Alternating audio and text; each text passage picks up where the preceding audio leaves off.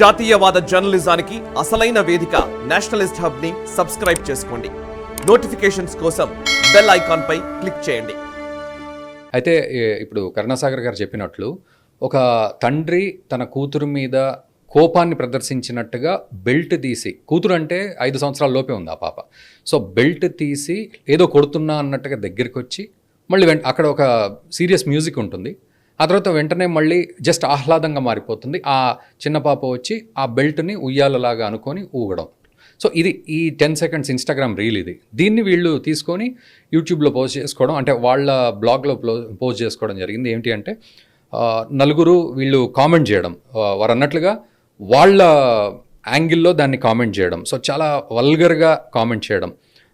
అంటే ఆ తండ్రి he went from mother to daughter, తర్వాత హీ వెంట్ ఫ్రమ్ పెడో నానా టు పెద్ద నాన్న, తర్వాత అందులో ఒకతను లైక్ చేశాను, ఏది బెల్ట్ తీసేంత వరకు లైక్ చేశాను, ఆ తర్వాత మళ్ళీ ఉయ్యాలు ఊగుతున్నాయి, అక్కడ నాకు నచ్చలేదు, నేను లైక్ చేయలేదు, ఆ అన్లైక్ చేశాను అని చెప్పి చెప్పడం. తర్వాత ఓపెన్ యువర్ మౌత్, అంటే ఒకతను అడుగుతాడు దీంట్లో ఏంటి ఈ పాపకి ఏ రైమ్ అయితే బాగుంటుంది అని.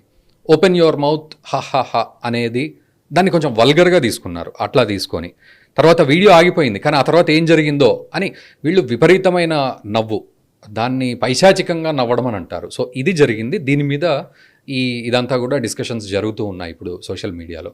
సో మనం కూడా అదే మాట్లాడుతున్నాం. కరుణాసాగర్ గారు, నేను ఒక చిన్న విషయం షేర్ చేయాలి. ఈ నలుగురే ఉన్నారని మీరు అనుకోవద్దు అని నేను అనుకుంటున్నాను. ఓకే, ఎందుకంటే ఇటువంటి సిక్ మెంటాలిటీ ఉన్న నలుగురు ఒక దగ్గర కలిసారంటే ఇటువంటి వారు ఎంతమంది కలిసి ఉన్నారు, ఇటువంటి వేరే వరల్డ్ ఏదైనా ఉందా, ఈ యాంగిల్లో కూడా పోలీస్ వారు ఇన్వెస్టిగేట్ చేయాలి. ఎందుకంటే ఇది just tip of an iceberg లాగా అనిపిస్తుంది. ఇప్పుడు వాళ్ళు ఆ తండ్రి కూతుళ్ళ యొక్క ఆ చిన్న 10 సెకండ్ వీడియోను వాళ్ళ వ్యూ పాయింట్లో ఇంటర్ప్రిట్ చేస్తూ ఒక సెక్సువల్ సిక్ మైండ్ తోటి దాన్ని వర్ణిస్తూ వాళ్ళు చేసినటువంటి ఆ కాన్వర్జేషన్ ఏదైతే ఉందో అది ఇన్స్టాంట్గా పుట్టిందో, అప్పటిదప్పుడు ఏదో జోక్ చేసుకోవడానికో, అది లైక్ల కోసం చేసింది కాదండి, జోక్ చేసుకోవడానికో చేసింది కాదు, అదొక పనిలాగా. రిటైర్ అయిన వాళ్ళందరూ సాయంత్రం పూట వాకింగ్ పోయేసి ఒక దగ్గర కూర్చొని ఏదో సబ్జెక్ట్ తీసుకొని ఏదో డిస్కషన్ చేస్తుంటారు కృష్ణమా, అట్లా వీళ్ళందరూ ఒక పనిలాగా పెట్టుకొని ఆ వీడియోని తీసుకొచ్చి మధ్యలో పెట్టి దాన్ని అందరూ ఆన్లైన్లో వీడియోలోకి వచ్చి ఆ వీడియో గురించి అవును నేను కూడా చూశాను, ఇది అట్లా అనుకొని ఇట్లా అయ్యింది, ఇది ఇట్లా అయ్యింది, ఇది ఇట్లా అనుకున్నట్టు అట్లా చెప్పినట్టున్నారు అని ఏదైతే, అంటే నేను ఇట్లా ఎందుకు వాడుతున్నా అంటే అది పదాలు వాడడానికి కూడా నాకు సిగ్గు అనిపిస్తుంది. సభ్య సమాజంలో మాట్లాడడానికి సిగ్గు అనిపిస్తుంది. ఎందుకంటే అక్కడ ఉన్నది తండ్రి కూతుర్ల రిలేషన్, ప్రేమ. అట్లా మాట్లాడుతున్నారు అని అంటే this may be not the first time, ఇది మొదటిసారి జరిగిందనో, ఇదే ఆకాశసారి జరుగుతుందనో, ఇంతకుముందు ఈ వీళ్ళే నలుగురు ఉన్నారనో నాకు అనిపించాడు. ఎందుకంటే ఇది ఒక డార్క్ ఏదైతే కామెడీ అని మీరు అనుకుంటున్నారో, నాకు తెలిసి వాట్సాప్ గ్రూప్స్ కొన్ని ఇన్వైట్స్ వస్తుంటాయి. వాట్సాప్ గ్రూప్స్ ఇన్వైట్స్ ఎట్లుంటాయి అంటే నా way of thinking, me way of thinking ఒక సబ్జెక్ట్ మీద సేమ్ ఉన్నదనుకో, మన వేవ్ లెంత్, మన level of understanding, interpretation match అయిందనుకోండి, నాకు మన వ్యూ లైన్లో, మన పాయింట్ ఆఫ్ వ్యూలో మనకిద్దరికి నచ్చే ఒక మేము ఏదో ఒక ఫోటోగ్రాఫ్ సంథింగ్ వచ్చింది అనుకోండి, నేను ఏం చేస్తా అంటే అది చూడంగానే నాకు మీరే గుర్తొస్తారు. మీరు సోషల్ మీడియాలో జనరల్గా మీరు చూస్తూ ఉంటే నాకు అది చూడంగానే అరే మీరే గుర్తొస్తారు. ఫ్రెండ్షిప్ చూడగానే మనకు ఫ్రెండ్స్ గుర్తొస్తారు. అట్లా మన వ్యూ పాయింట్లో నచ్చి అది మన ఇద్దరికే మనం డిస్కషన్ చేసినప్పుడు ఒక సబ్జెక్ట్ ఉందనుకోండి, ఇండియన్ ఎడ్యుకేషన్ సిస్టమ్ మీద మనం మాట్లాడుకున్నాము, 1 గంట చర్చ చేసుకున్నాం. ఆ విషయంలో మనం చాలా లోతు డిస్కషన్కి వెళ్ళి అసలు ఎక్కడ ఎడ్యుకేషన్ సిస్టంలో ఎక్కడ మార్పు జరిగింది, ఎక్కడెక్కడ పోయినాయి, ఎక్కడెక్కడ ఇబ్బందులు ఉన్నాయి, ఎక్కడ చేంజ్ చేయాలని మనం డిస్కషన్ చేసినప్పుడు దానికి సంబంధించినటువంటి ఏదో మీమ్ కానీ ఏదైనా ఫోటో కానీ వచ్చిందనుకోండి, నేను అది సేవ్ చేసుకొని మీకు పంపించాలనుకుంటా. మనం లైక్ మైండెడ్ కాబట్టి అట్లా లైక్ మైండ్ ఉన్న వాళ్ళు గ్రూప్ ఇన్వైట్స్ పెట్టుకుంటారు. ఈ గ్రూప్లో మీరు ఇన్వైటెడ్, ఎందుకంటే మనం అంతా లైక్ మైండెడ్, ఇందులో మనం దీని గురించి డిస్కస్ చేస్తామని. అట్లా ఆ గ్రూప్లోకి వచ్చిన వాళ్ళలో వాళ్ళు ఆ గ్రూప్లో షేర్ చేసుకున్నది మాట్లాడుకుంటారు. అట్లనే నాకు ఒక సిక్ మెంటాలిటీ ఉంది. ఆ sick mentality attracts my mind to these type of videos. ఆ వీడియోస్లో ఎటువంటి వల్గారిటీ కానీ, ఎటువంటి సెక్షువాలిటీ కానీ, ఎటువంటి ఎక్స్పోజర్ లేకున్నా I can see vulgarity. I can see my sick mind can see something vulgarity out of it.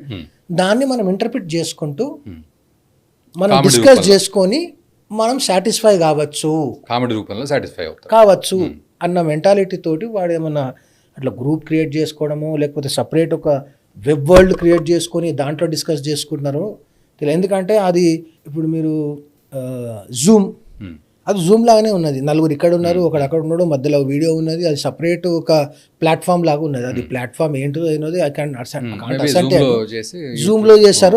జూమ్లో చేస్తే ఎవరికైతే ఇన్వైట్ ఉందో వాళ్ళే ఎంటర్ అవుతారు, ఇన్వైట్ లేని వాళ్ళు ఎంటర్ కారు. అంటే ఎవరితోటైతే మీరు ఆ సిక్ మైండ్ని షేర్ చేసుకుంటారో వాళ్ళనే ఇన్వైట్ చేసుకొని ఆ డిస్కషన్ చేసి ఉంటారని అనిపిస్తుంది. కాబట్టి ఈ సిక్ మైండ్స్ వీళ్ళేనా ఇంకా చాలామంది ఉన్నారా అనేది కూడా పోలీస్ వారు ఇన్వెస్టిగేట్ చేయాలి. ఒకటి. రెండవది, ఒక అమ్మాయి చైల్డ్ ఉన్నది అక్కడ, బిలో 5 years, ఆల్మోస్ట్ 5 years ఉన్న చైల్డ్ ఉన్నది అక్కడ. ఆ చైల్డ్ గురించి అంత వల్గర్గా, ప్రోనోగ్రఫీగా కంటెంట్ని వాడుతూ ఏదైతే వాళ్ళు ఆన్లైన్లో పెట్టారో, ఈ క్లిప్ అయితే పెట్టారో, లీక్ అయ్యిందో, అంటే ఒక వ్యక్తి దీన్ని తీసుకొని పోస్ట్ చేయడం జరిగింది. ఆ తర్వాత మెల్లిగా అది సాయిధరం తేజ్ చూడడం. అదే, ఎందుకంటే తీసుకొని పోస్ట్ చేశాడు కానీ వాళ్ళు పోస్ట్ చేయాలని పోస్ట్ చేయలేదు. వాళ్ళు రిలీజ్ చేసేది కాదు. ఎందుకు చేయలేదని అంటే అది తప్పు అని తెలుసు. అట్లా మాట్లాడుకుంటే సభ్య సమాజం యాక్సెప్ట్ చేస్తారని వాళ్ళకి తెలుసు. కాబట్టి వాళ్ళు ఎక్కడ పోస్ట్ చేయరు. వాళ్ళు అది చేసేసుకొని సాటిస్ఫై అయిపోయి క్లోజ్ చేసుకున్నారు సబ్జెక్ట్. అది క్లోజ్ చేసి బయటకు వచ్చింది.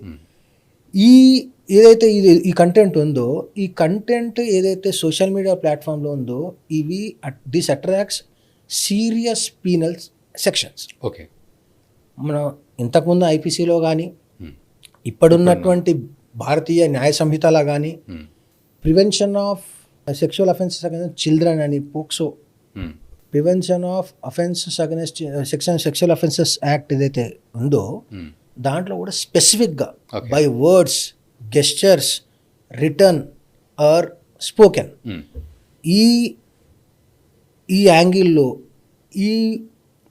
ఏదైనా మాట ద్వారా, చేత ద్వారా, రాత ద్వారా, ఏదైనా ఒక ద్వారా చైల్డ్ ప్రోనోగ్రఫీని కానీ, చైల్డ్ సెక్షువల్ కంటెంట్ని కానీ, చైల్డ్ యొక్క సెక్షువల్ అంటే డిస్క్రైబ్ చేసినా సరే it amounts to offence. Okay, ఐపీసీలో ఉంది, ఇప్పుడు కొత్త వచ్చిన బిఎన్ఎస్లో ఉంది, పోక్సోలో ఉంది. ఈ సెక్షన్స్లో ఇది ఆన్లైన్లో పోస్ట్ చేశారు కాబట్టి ఇన్ఫర్మేషన్ టెక్నాలజీ యాక్ట్లో కూడా వీళ్ళ మీద కేసెస్ రిజిస్టర్ చేశారనుకుంటాను నాకు తెలిసి.